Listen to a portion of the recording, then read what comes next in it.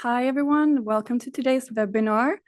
Today, we're here to talk about the topic of youth engagement in the critical food sector, food, agriculture, the whole food value chain.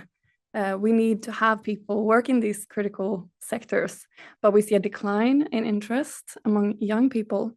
So therefore, we're gathered here today, and thank you all for joining us.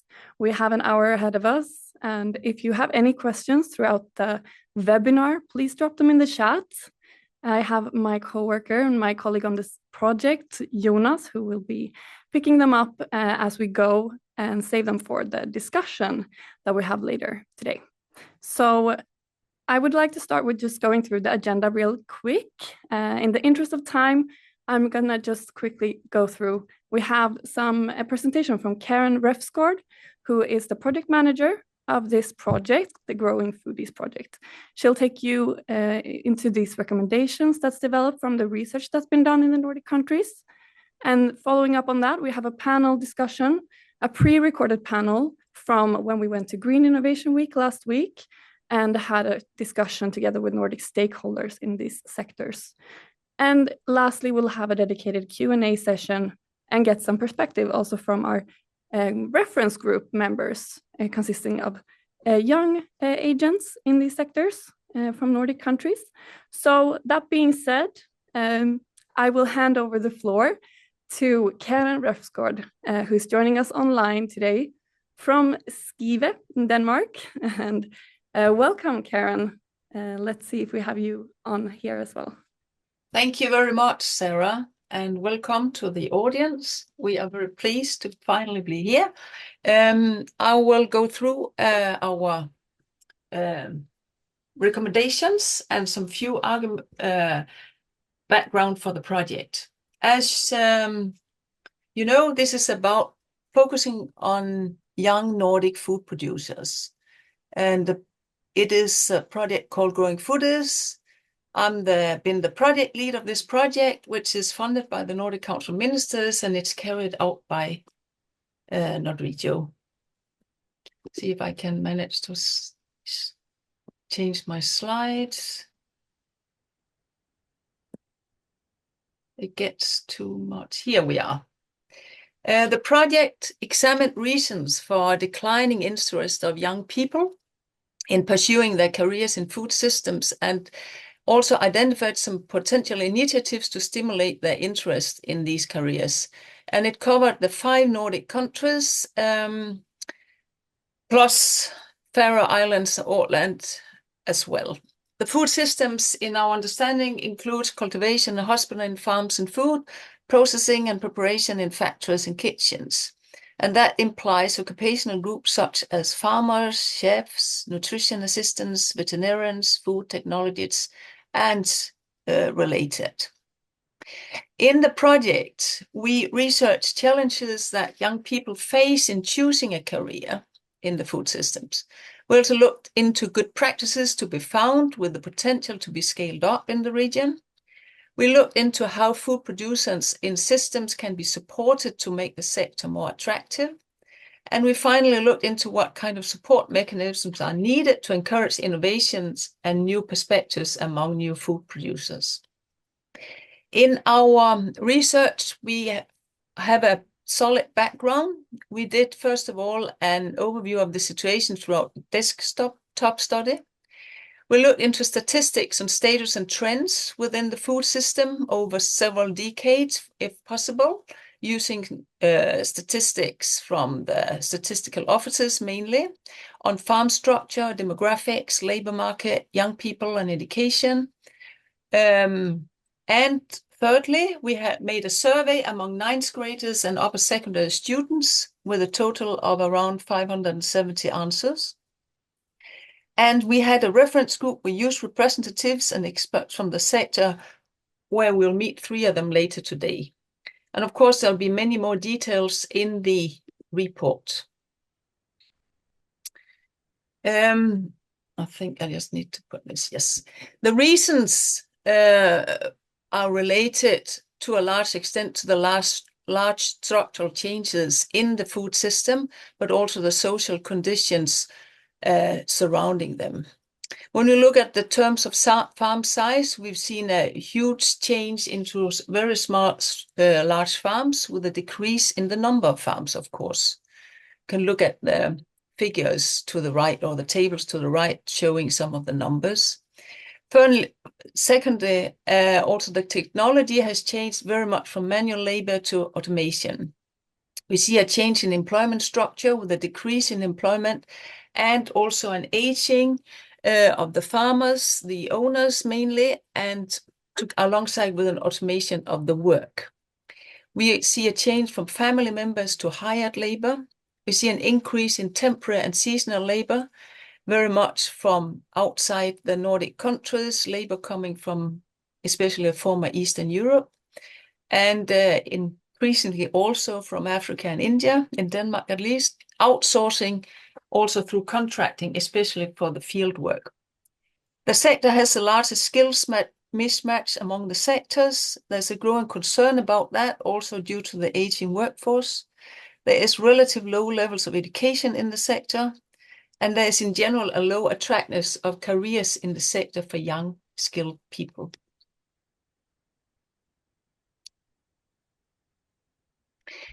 Global megatrends such as urbanization and demographic change are also important reasons to consider. There's a decline of youth in rural areas. They have less educational possibilities there, but there's also a negative stigma of rural stayers. There's an unattractive image of rural areas, and often rural areas are associated with social disparity and mental distress.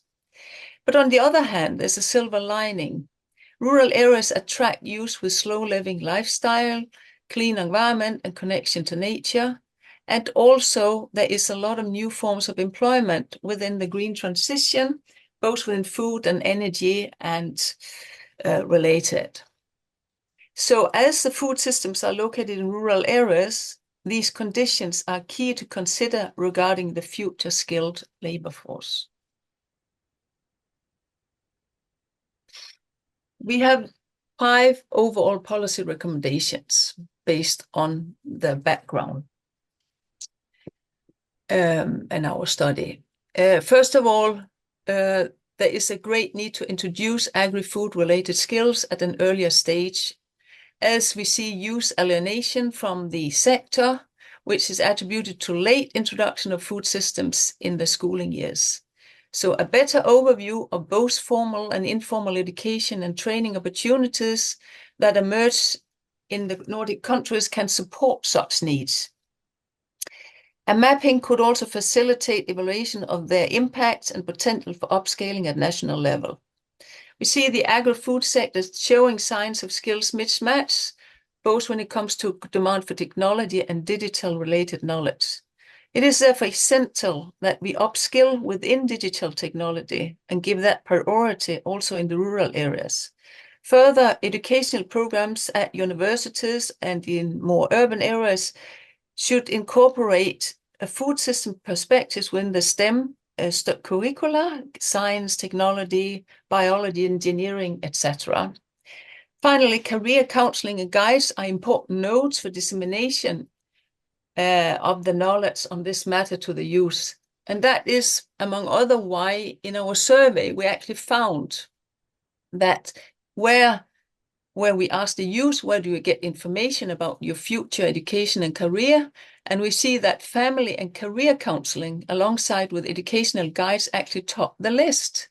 And of course that is, so if we change in the presentation on the educational guides, alongside with some consultancy to career counselors, that could be an efficient way to take action from the, sorry, I have not shown the figure. Therefore be an efficient way to take action from official side. As I said, the family, career counselor and educational guides those are hitting the top for career choices. The second recommendation is that the agri-food sector not commonly associated with innovation. It's often perceived conservative, but also with a low consumer trust in new types of food, which is common. We therefore see an opportunity to highlight the potential for innovation, research and development, including digitalization. Education in food entrepreneurship is especially important given the nature of many food businesses. And in addition, we could provide a knowledge boost around the opportunities for green innovation. Example given last week, the Green Innovation Week held in Skive gathers 4,000 young people between 15 and 20 years who are presented to businesses and educational institutions that work within the green jobs sector, not only food, also textiles, construction, and automation, but still they are presented to these jobs. So there's a need for strong advocacy in the urban areas as well to attract young people to this sector and the appeal it could have, which could then attract the young people to high-level innovations. There was an earlier LinkNordic award, which was given especially as an example to focus on that.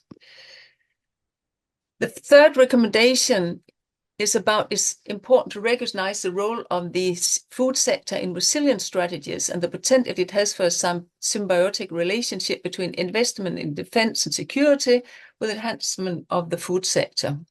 Incorporation of the voices of young people into formulation of such strategies at all levels could be a valuable approach. In relation to this, also more focus on climate smart and local food production could be important, especially in these years where we have global markets which are in crisis when it comes to energy and trade, as well as food. As an example, growing kale instead of oranges for access to vitamin C is a concrete example. It's climate smart and it supports resilience. So it'd be interesting also, or could be an idea to undertake a review of the national nutritional guidelines with a more geopolitical focus. And why is that? Well, of course, the young people are agents of change. They're the future leaders, being the drivers of the change. We are seeing increasingly use advisory bodies in many organizations, but being underrepresented in formal platforms like, for example, municipal councils. Ecological concerns are also higher among young people than among older generations, while on the other hand, we also see mental health challenges for this use, with increased pressure and eco-anxiety. So a shared responsibility is needed, but young people lack resources, power, and capital to be able to influence this as agents of change. The fourth recommendation is on emphasizing the attractiveness of rural areas. There are many prejudices and stereotypical perceptions of the agri-food sector. It's often related to rural areas. It's therefore crucial to emphasize the positive role models that such challenges for the areas. The mass media could play a role in this. Instead of presenting differences between urban and rural lifestyle, it could focus on opportunities of importance to Gen Z. And we could mobilize boot camps where youth meet and interchange ideas and interact across urban and rural areas. It's also imperative to recognize the challenges that confront the young individuals in rural environments. So effective strategies for supporting young people to remain and participate in the community is key. And this could also be through establishment of rural youth communities and rural mentorship groups, focusing wider than just the food sectors. Food system is also an area for large gender differences with social norms regarding inheritance, job division, for example. So making them more attractive for female entrepreneurs can be a smart strategy to pursue, both to encourage investment and to spur the interest of female students for these businesses. In general, upskilling of farmers with focus on leadership is also important. Youth emphasize good working conditions, a diverse working environment, which also is as important to both women and migrant labor. And if you look into this figure here, we asked the young people in the survey, what's important for me in your future job? And one of the things that came up is also that they that use value job happiness, good working environment, and diversity among their colleagues in the future workplace. So this about farmers being leaders is an important issue. The last recommendation is to do with investment in belonging. We knew that we have an employment in the agri-food sector with increasing reliance on migrant labor. So enhanced integration of these, as well as measures that create a stronger sense of belonging, are important. Further, also a strengthened focus on up-qualification programs for migrant labor is very important to feel them much more than just labor, but also part of the community. So in the end, who are we to approach for this? This is a list. I know I'm late, so I'll just leave you with the list. It's educators in the food sector, current curricula, it's career counselors, it's relevant ministries, it's farm organizations, private finances, investors, innovation environments and universities, and also the municipalities as facilitators to highlight agriculture and the food sector. And with that, I will end my presentation. That was a bit quick, but I'm Karen Refsgaard. Thank you for listening to me, and I hope we'll have a good, fruitful discussion now. Thank you so much, Karen, for presenting this. And we will save any questions that have come in for the final discussion, where Karen will also be part of. So in the interest of time, we will head straight into the panel, which is a pre-recording from when we went to Green Innovation Week last week. And you will get an introduction to everyone. It was moderated by a co-author of this new report, Torfi Johannesson from Iceland. So we'll head straight into it. And thank you for sticking around. Well, then I would like to welcome you to this panel discussions about the Growing Food Report. Now we heard Karen Refsgaard introduce the project, introduce the report and the policy recommendations. And then what we would like to do now is to see, make maybe a small reality check and see, does this resonate with the real world? And to do that, we have an international panel here with people from Denmark, from Sweden, from Finland. I myself come from Iceland, actually. My name is Torfi Johannesson, and I will moderate this panel. I think we start with a short presentation round. We start with you, Lotten. Yes, thank you. So my name is Lotten Lundgren, and I'm a policy advisor at the Swedish, no, that's not the English name, the Federation of Swedish Farmers, LRF. Landbrukarnas Riksförbund. That's it, right. Yes, and we move on. Thank you. My name is Meri Remes, and I work for the Central Organization of Agriculture Producers and Forest Owners in Finland. It's a long, long organization, but the MTK is what we're known as. Yes, and my name is Lotta Rydberg. I work for a school association in Sweden. So we have 76 agri-vet schools all over Sweden. And I work in the office, so I sort of represent all of the schools. Yeah. Hi, my name is Torsten Grun, and I'm employed at a consultancy company called Fjordland, which is owned by local farmers here in the northwestern part of Jutland. And yes, I'm Katrine Sondergaard, eller Katrine Søndergaard. I work as a teacher in a Nordic Food College. It's a vocational education. We teach or educate people within to become a farmer, and people within what you call it, the food system, vocational within foods. Yeah. Excellent. So not only do we have different countries, we also have like different sectors. We have people working with students, with young farmers, with the farmers, and with the schools. So we should be very well covered here. I think I would like to start in Finland with you, Meri. Having heard, you work with young farmers, that's your daily days. Having heard what Karen has said, having read the report and seen the policy recommendations, does this resonate with your reality, what you experience on your daily basis?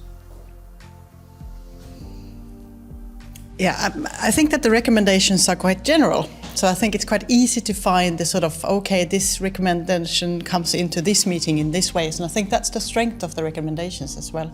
So I would say absolutely they resonate, but I also kind of a to-do list. I think it's a really good reminder of what we are actually aiming towards. We want to be a more attractive sector. We want to be more accessible for young people. And here you've given us kind of like, do this, that's awesome. But then we start looking at, okay, we go to individual meetings, we go to individual instances, whatever we're working with. So yes, it resonates. Torsten, maybe the same question. I mean, you are working with farmers, and many of the farmers here in Jutland, these are big farmers, these are big enterprises. Do you also recognize some of the concerns and problems, and what is it your clients are dealing with when it comes to attracting young talents? One of the takeaways from me from the report is that it's important to include and upskill the workforce that we have in livestock production, especially in pig production here in Denmark. In agriculture production in Denmark, we have a lot of other employees from other part of Europe, especially Eastern Europe, and many of them are settled in Denmark and be part of our local communities. I've experienced that some of the challenges we have regarding to the welfare in our animal production is, among other things, can be due to the lack of knowledge and understanding of Danish livestock and production among the foreign employees, combined with a lack of leadership by the farmers or the owners. So, yeah. And Lotten, you work with farmers in Sweden. What's the take there? Well, for me, this report was more of it confirms that what we are doing is we're already on the right track, more or less, because we are working with a lot of these issues already. And for me, I'm responsible for all the issues regarding education, and when I say education, I mean all the way from kindergarten, basically, all the way up to university. And what we work with a lot at LRF is something that we call the Farmer in School, which is educational material that we offer for free to all of the schools in Sweden, because we see, as is stated in the report, we see that it is so important to start early, to start talking about food production, talking about what a farmer is and their role in society. So, yeah. Katrine, if I come to you, I mean, you're working with students. They have chosen the agri-food sector. You're working in the Nordic Food College, teaching both farmers and people working in the food industry. What would you say? What drives these people? Why are they coming to study, and why would they not come? Sometimes I think they won't come because they don't know enough, and it begins with the public schools.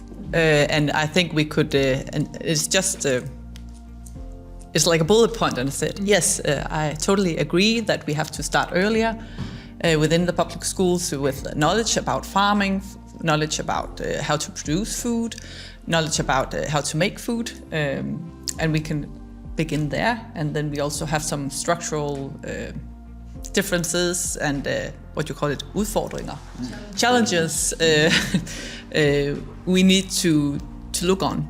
There was something more about the foreigners. I think we have a great potential to educate them, and we, as a school, I think we could work more on that. Yeah. But that's also a challenge for the rules we have nowadays, because we have to be able to speak Danish, and I don't think that's always necessary, because that's not what they're doing in the farms. They speak a lot of English. Yeah. An international sector in many ways. Yeah, it is. Yeah. And also in the kitchens, they speak a lot of English. Yes, and Charlotta, I mean, you represent, was it 56 naturbrugs? 76. 76. That's a lot of schools, naturbrugs schools in Sweden. Yeah. So you have kind of the finger on the pulse in the development of this education, and what are the challenges facing the schools, and maybe also you could tell us something about the development of the curriculum and what the schools are teaching. That's a little bit outside my competence, the curriculum. I've only been working for a year and a half, but before my time, we're now into a totally new setup for the curriculum. And that's starting from this autumn. So it's brand new for everyone. But what was the first question, if I can answer that instead, because the curriculum is not, I don't have a school background well, basically at all. just what are the big issues that the schools are facing and talking about? What is like? I mean, if we start with, because we've got in Sweden, you can study farming on vet school level. And I think if you compare to other countries, in Sweden we still have a lot of school farms, but the cost of running a school farm, I mean, that's immense compared to if you just have a normal high school education. So that is one of the major issues, like coping with the cost of running a school farm. And I think some schools are run by the municipalities and some are run by a region. And I mean, how much knowledge does a Swedish region or a Swedish municipality have when it comes to farming? They don't really understand that, you know, it takes lots of investments to run a modern agricultural school farm. So that's a big challenge. And then, attracting young people towards the education is also because, like Karen said, we have fewer and fewer farms and fewer young people with a connection to agriculture.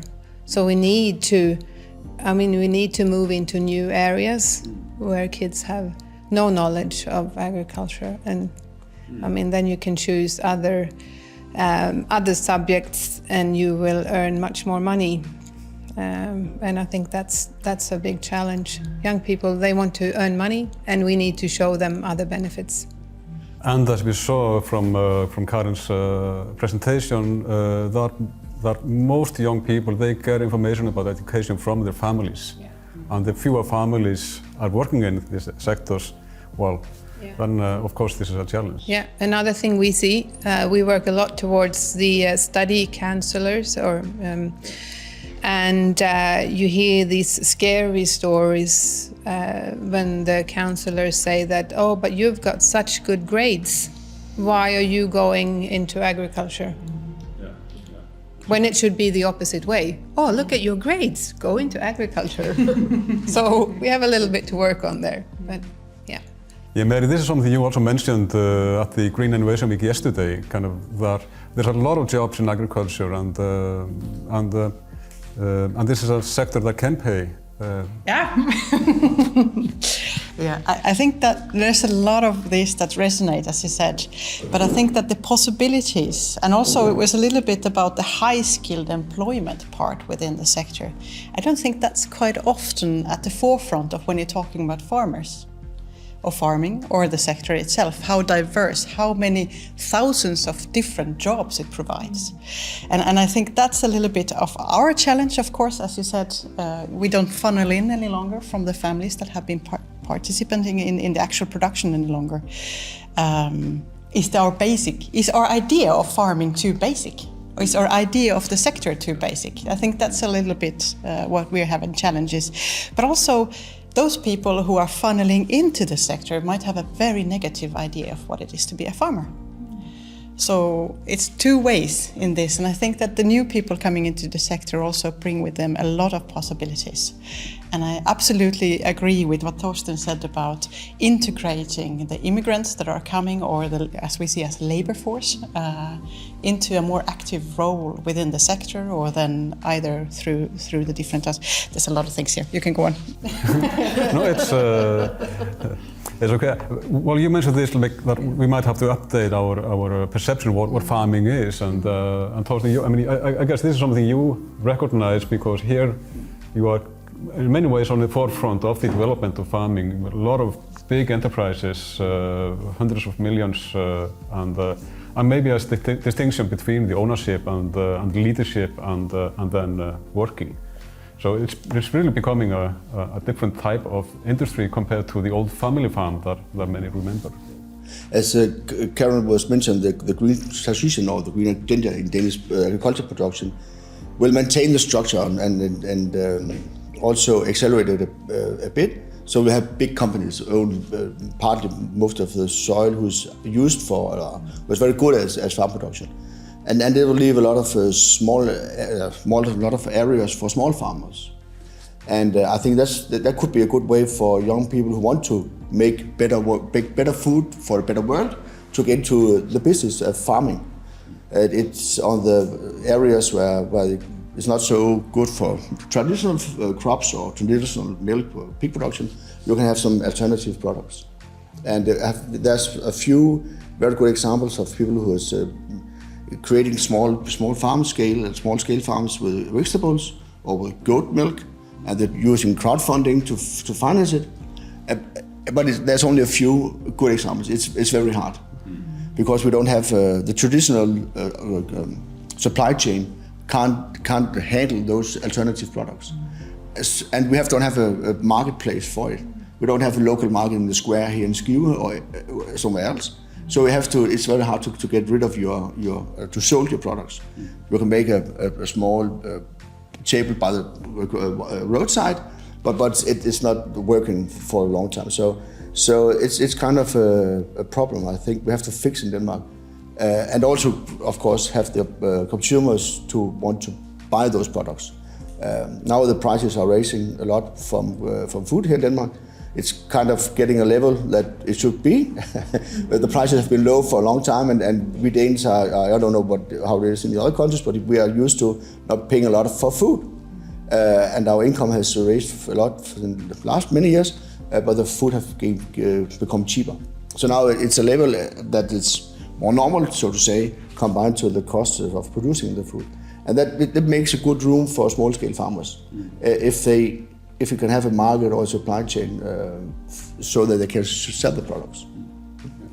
Katrin, what about your students? I mean, what are their dreams? What are their aims? Are they aiming for small-scale farming, or do they want to buy one of the big farms? Do they want to be managers on farms? So what do you think? We have both, but we also have a lot of young men who just want to drive a tractor. And they've been playing a lot of farm simulator, and that's what they think they're going to do all day. And so they get quite a wake-up call when they get in and have to know what photosynthesis, so they have a lot of biology and have to know a lot of the practice and whys, and not just drive ahead.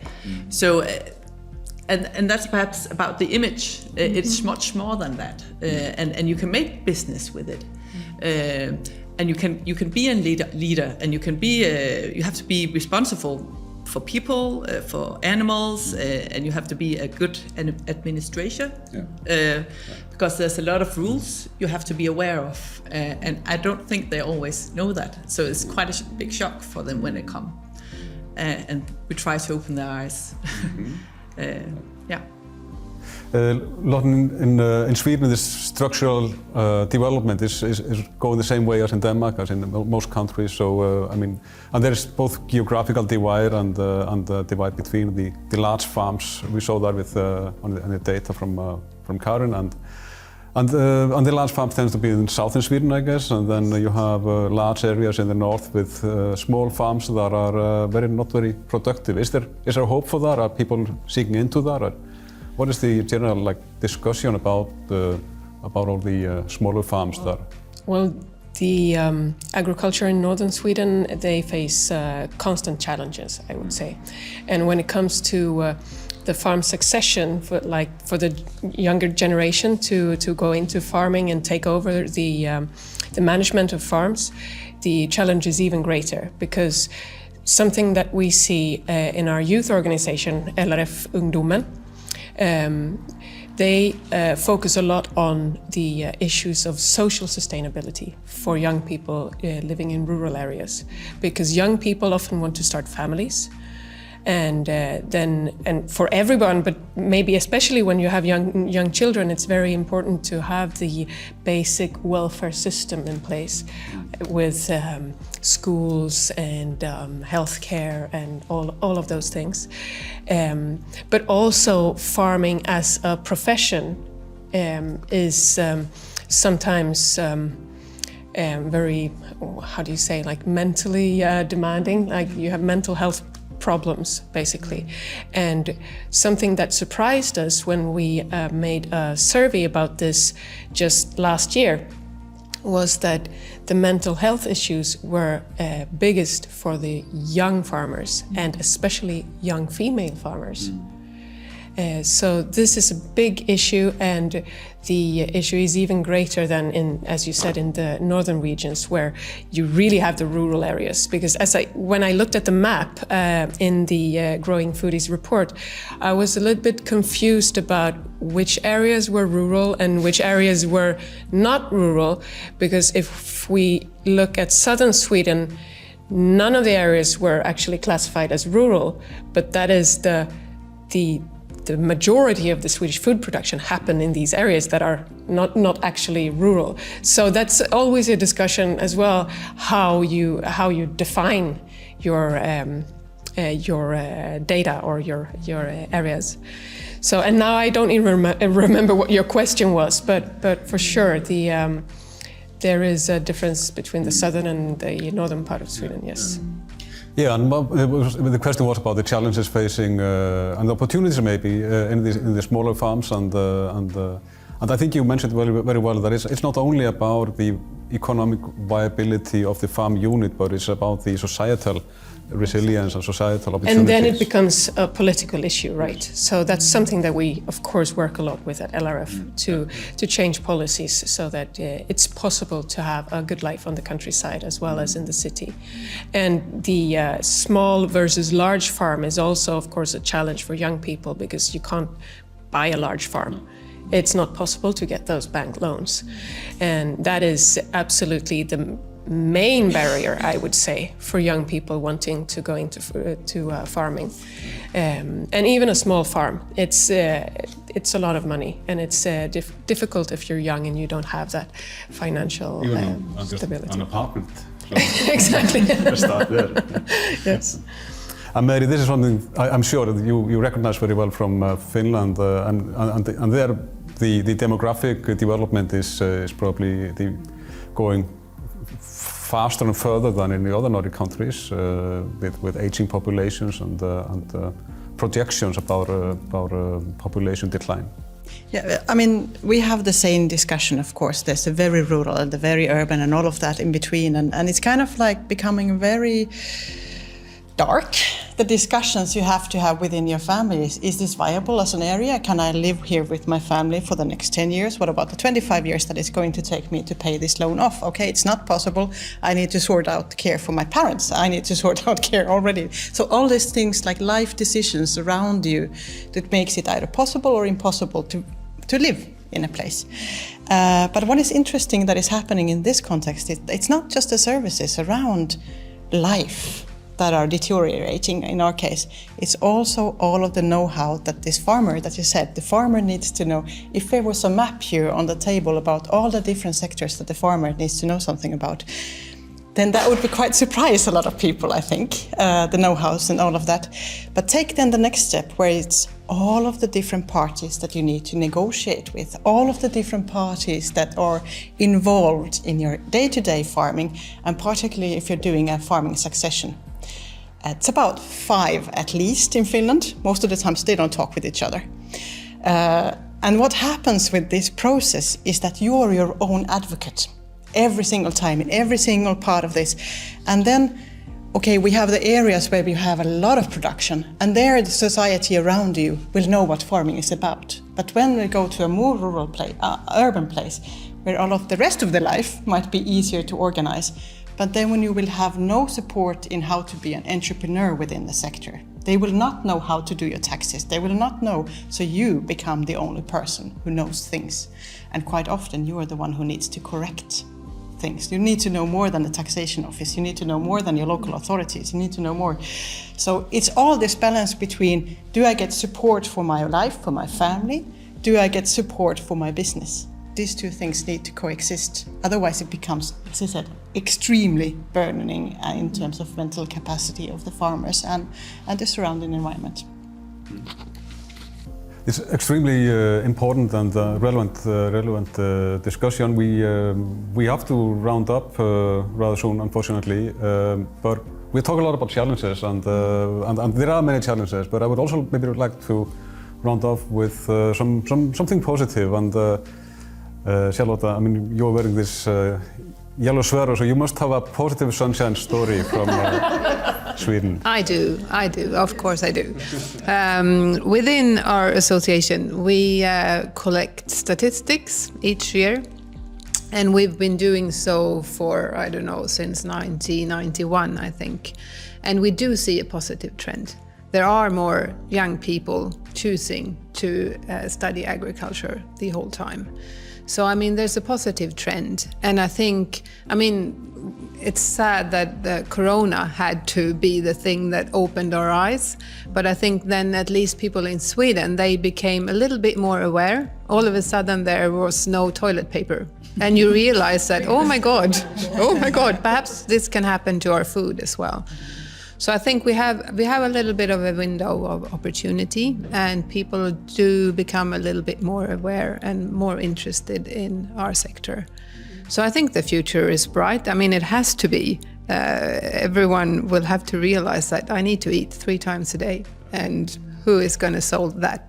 The farmer. So more farmers, more food, I think, and the future is positive, definitely. That's so good. So on this very positive remark, I think this is something we recognize from the other countries as well. We close the panel debate. I would like to thank you all for your contribution and wish you a good day, and then we close this part of the program. All right, so we are back in the studio here in Stockholm, and thank you for sticking around and dropping so many interesting questions in the chat. We've been following it. I see that Karen here has been responding directly to some of them, as well as Torfi, who was moderating this talk last week and has co-authored the report together with others too. So there's been a teamwork involved in this project and in this report. So now we also would like to invite you all to a Q&A session where we also get some youth representatives from these sectors onto the stage. We have 3 of our reference group members who are here online, and I will ask them to, put on the cameras and the mics, and I will invite first with, let's see, we have Clara Jolanki, who is a board member of the Swedish Association for Swedish Youth Farmers Association, I should say. I will just introduce the 3 of you first. We also have Adrian Hansen, who is a fish farmer and from the Faroe Islands originally. And now you're joining us from Denmark. Welcome, Aiden. We also have Eivind Skari, who is a farmer from Norway and also working with the quality assurance and fresh produce. And you're joining us from your respective countries and regions. And we also have Karen, of course, who will join the discussion. So now I would like to just give the floor to you to give a short introduction of who you are and maybe what got you into this topic or into your careers, basically, in the farming industries. So I will hand over first to Clara. Thank you so much. I've kind of just ended up here. I've been growing up close to a farm, kind of like a family farm, but I wasn't really expecting to end up working with farming or food production. But then I needed to work during the summer to earn some money, and I found out it's kind of fun. And then I stuck to it.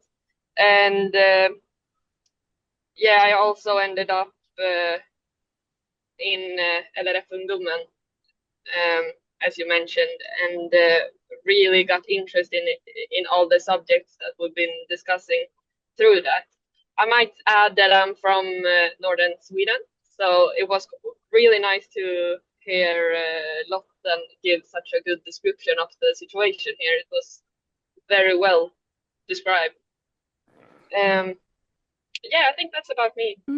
Thank you for adding that. Yes, you also should I add work as a animal caretaker at a dairy farm. Is that true? Yes. Okay.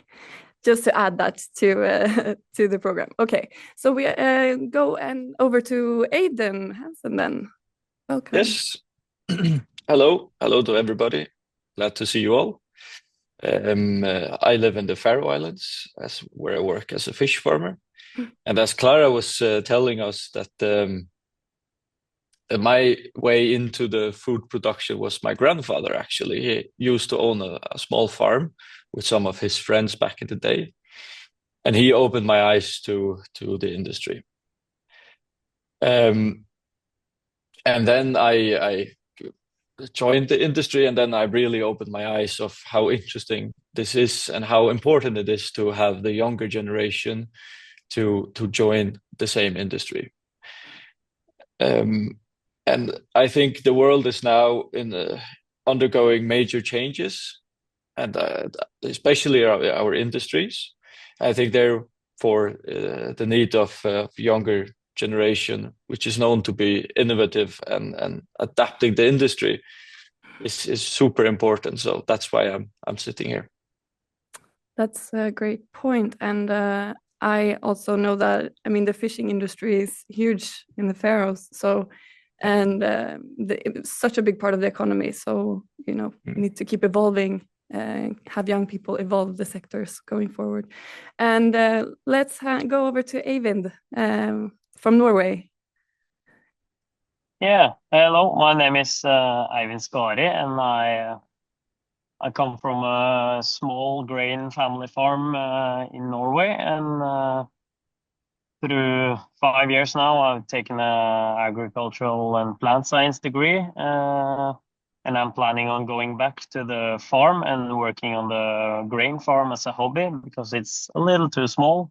And then my work situation now is that I work in fresh produce in a firm called Bama, which is I think it's the Nordic's biggest supplier or retailer of vegetables and fruits. My way into farming is that I grew up on the farm, and I've always liked doing the farm and also being a chief of my own working hours, and I can shift a little bit, focus on what I'm doing from day to day, and I think that there's a big opportunity that that other people see that they want to be their own masters. Yeah, and that's a big deal for me. Yeah.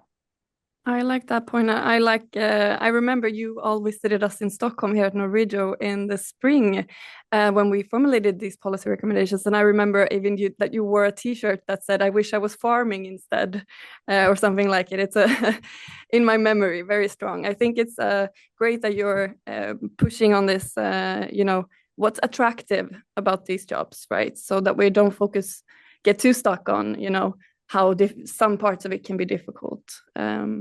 So that's great. And I wanted to ask all of you, and we have some questions perhaps that we can return to from the chat. But first, I wanted to also ask if there is one of these recommendations that you feel resonate more to you personally. And maybe we start with you, Eivind, since we're already at you. If you feel like any one of these recommendations hit home more. Yeah, I especially like the one with start from the primary school, and from when you are a youth, if you get introduced to making foods and what children, they are very like, if they see new things, they are like, whoa, what is that? What is that? And I think they would love to be joining the farming and love to be joining making food. I remember that when I went to the children's school, we at the children's school, and then we slaughtered them, and then we made sausages and we made food, and we could always be curious to how is this thing happening, how do I get the food on the table. And yeah, I think that is a big change. Yeah, big deal. Indeed, I think that is a key point, that we are so, our generation, the younger generations are so, we don't know like the process of getting that meat to the table, a lot of us. So I wanted to also ask the same question to the Clara and Aidan. Maybe Clara, do you want to jump in, perhaps? Yes, thank you. I have a hard time deciding between the resilience one, the third one, and the fourth one about rural attractiveness. Both of them really resonate with me. I mean, with the resilience part, we have a lot of situations like climate change, geopolitics, and we need to have that resilience to actually make sure that in a crisis or whatever the situation might be, we need food production. Yes, definitely. Yeah, we need to be able to continue to produce food even though we are in a crisis. And with the rural attractiveness one, I myself really want to live in the rural areas, and I would love to see it being more attractive. Like, for example, people shouldn't need to drive hours to get to the hospital. That's really serious. You should be able to give birth, like normally not having to go for many hours for that as well. We need to have schools available. You need to be able to participate in hobbies and all of that stuff. All of those things makes it really difficult to live in rural areas if they don't work. So I feel quite passionately about those. But that is a great point. And I think, yes, this wider approach to, which I feel like this recommendation has, which is that rural attractiveness goes beyond just looking at the specific sector, and how we need to cooperate between cross sectors, and obviously across levels of governance. Of national level need to step in to maybe, give better support to the regions in different countries. So I think, yeah, that's a great point. And Aidan, would you like to chip in on your end? Yes, of course. Thank you. But I feel like the second one, the same as Ivan, the importance of to introduce these types of farms to the younger generation and start really early, so you get the interest and you get the drive for the younger generation.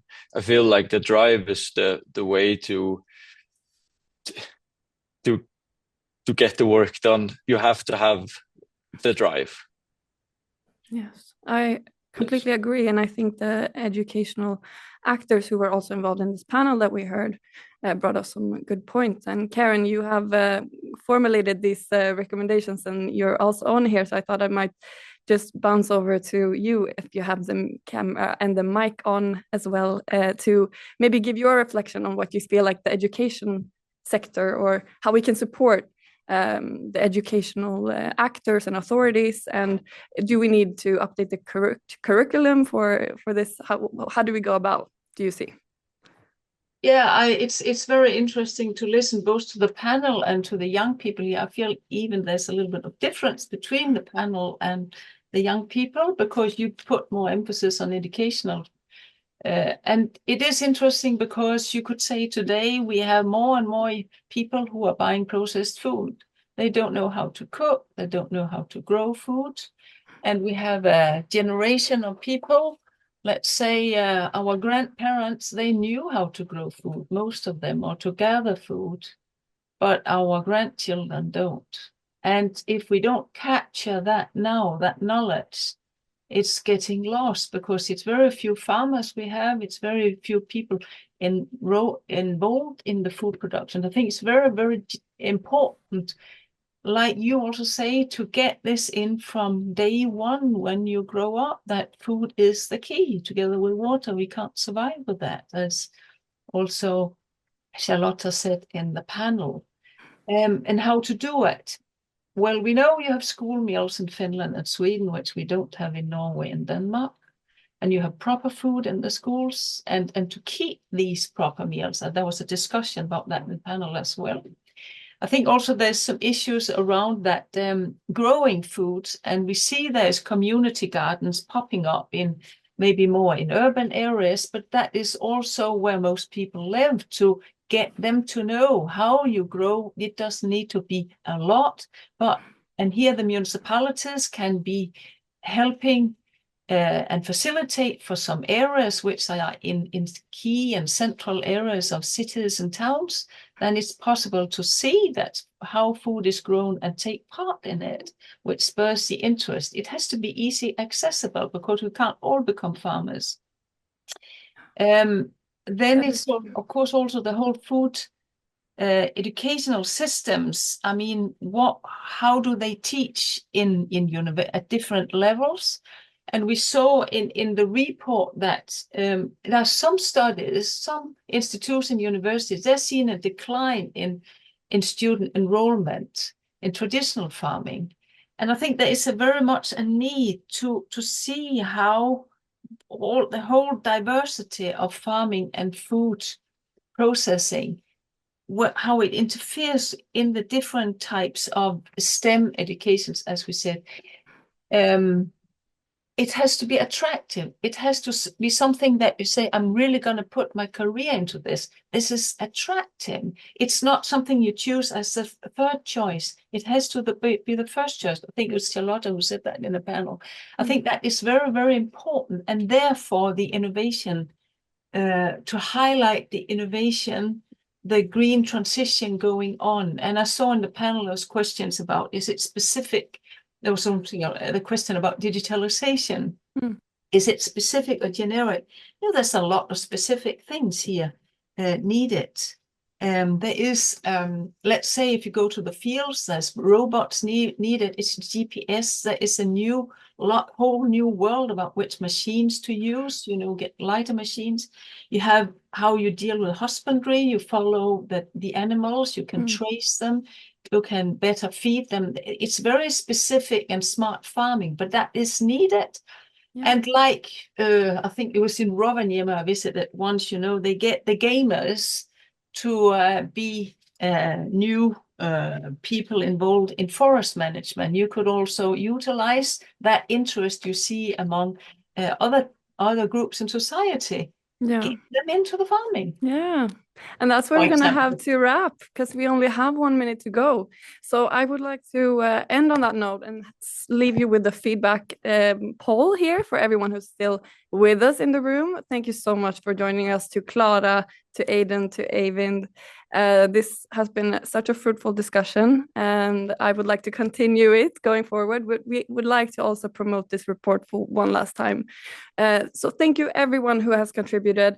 We have recorded this, so we will send it out to everyone, including this report. And we want to keep having these discussions, so please reach out to us. My name is Sara Melander at Nordregio, or to Karen.